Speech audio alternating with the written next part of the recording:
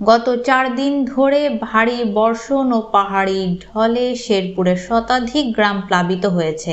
এছাড়াও টানা ভারী বর্ষণ থাকায় নতুন করে প্লাবিত হয়েছে শেরপুর ও ময়মনসিংহের বেশ কয়েকটি গ্রাম।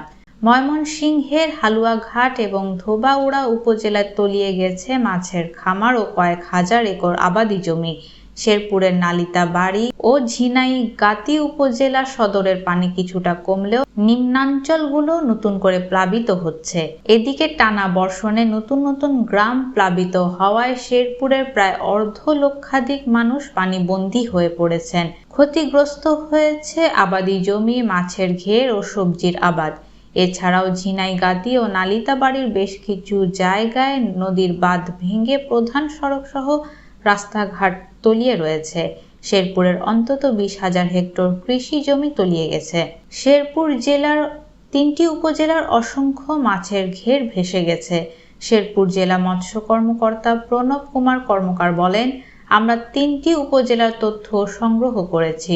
সঠিক হিসাব আগামীকালকের মধ্যেই দেওয়া হবে।